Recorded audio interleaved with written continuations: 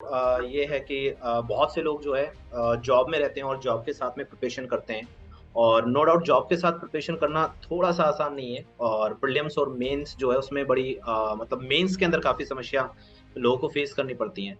तो लोग जो जॉब के साथ में या फिर कुछ वर्किंग वुमेन हैं या हाउस वाइफ हैं जो कि प्रिपरेशन करना चाहती हैं या प्रिपरेशन कर रही हैं, तो उनको आप क्या सजेस्ट करेंगे कि जॉब के साथ में किस तरीके से प्रिपरेशन कर सकते हैं वो लोग?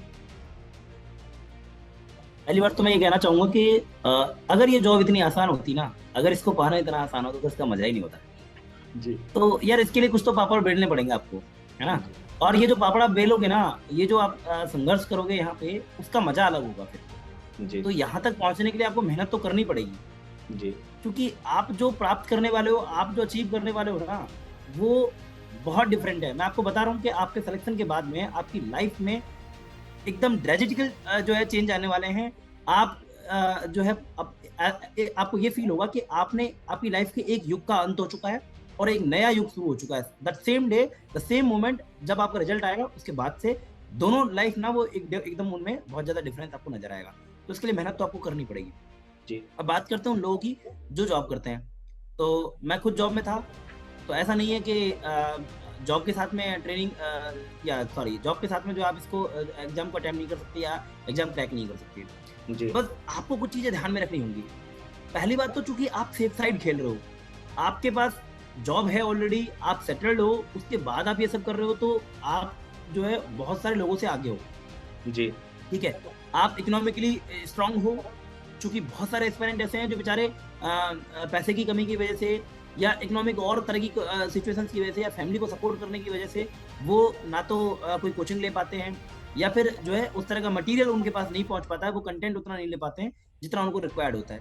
तो जी। आप उन लोगों से बहुत आगे हो, तो एक एक बड़ा जो भीड़ है, उसको आपने पहले ही जंप कर दिया। उनसे तो जी। आपको कोई कंपटीशन है ही नहीं। दूसरा, क्योंकि आपका जो टाइम है वो उतना टाइम आप नहीं दे पाओगे जितना टाइम जनरली जो और जो कैंडिडेट हैं वो दे रहे हैं, जो फ्री हैं एकदम, जो सिर्फ उनके पास जॉब नहीं है और वो सिर्फ तैयारी में लगे हुए हैं।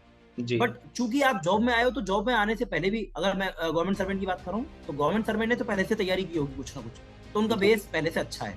सिलेक्शन जी। उन्होंने लिया, उनको पता है सिलेक्शन कैसे लिया जाता है। ठीक है, जी। तो वो राइट डायरेक्शन में है। लेकिन कुछ लोग ऐसे भी हैं जो प्राइवेट जॉब करते थे, या जैसे आपने कहा हाउस वाइफ हैं, उनके लिए तो यार उनके लिए ऐसा है कि आपको टाइम मैनेजमेंट करना पड़ेगा।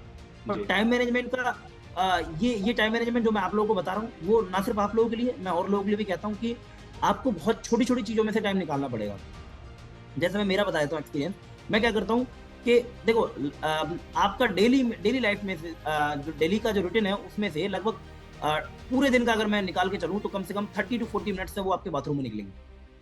आप जी। कपड़े भी धोगे, आप नहाओगे भी, आप जो है फ्रेश भी होगे, ठीक है? तो इस टाइम को आप क्या कर रहे हो? कुछ भी नहीं। तो इसको यूटिलाइज़ करना है आपको। कैसे यूटिलाइज़ करोगे? मैं कैसे करता था और मैं आज भी करता हूँ। मैं जब भी नहाने जा रहा होता हूँ या जब मैं वॉशरूम में होता हूँ, तो मैं एक वीडियो चला देता हूँ।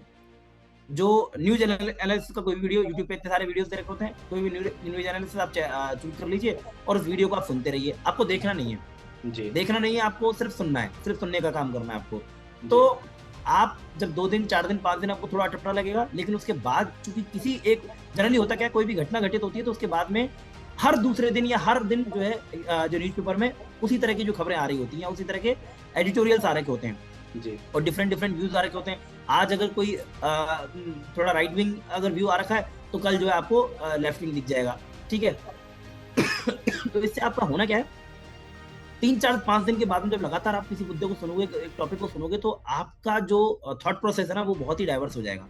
जी। आपको एक ही टॉपिक के ऊपर मल्टीपल जो व्यूज़ हैं वो समझ में आएँगे और आपका सोचने का दायरा, आपका जो चीज़ों को अप्रोच करने का दायरा, वो उसी तरह का हो जाएगा कि आप हर तरह से हर पहलू को जो उस पे आप अवलोकन करें, उसको अच्छे से देखें। जी। तो एक फ़ायदा मेरा ये होता था, टाइम मेरा बच गया, न्यूज़ एनालिसिस हो गया। अब देखिए, अब मैं जब ये काम कर लेता हूँ, तो मुझे बहुत ज़्यादा रिक्वायरमेंट ऐसी होती नहीं है कि मैं न्यूज़पेपर पढूँ। ठीक है? क्योंकि ऑलमोस्ट न्यूज़पेपर वो कवर कर चुके होते हैं, जो ज़रूरी खबरें होते हैं वो न्यूज़पेपर एनालिसिस में आ चुकी होती हैं। तो जी। उसके बाद अगर उस दिन अगर मैंने न्यूज़पेपर को ना भी देखा, चूँकि मैं जनरली बहुत ज़्यादा टाइम मैं न्यूज़पेपर को देता भी नहीं हूँ, मैं इसी तरह से 15-20 मिनट का जो वीडियो हो जाए या 20-22 मिनट का जो वीडियो होता है, उसी से अपना काम चला लेता हूँ और उसी से मैं यहाँ तक पहुँच भी गया हूँ। तो मुझे लगता है ये बेस्ट थिंग है। तो आप एक टाइम मैनेजमेंट यहाँ कर सकते हो कि अपनी लाइफ़ के इस टाइम को बचाओ।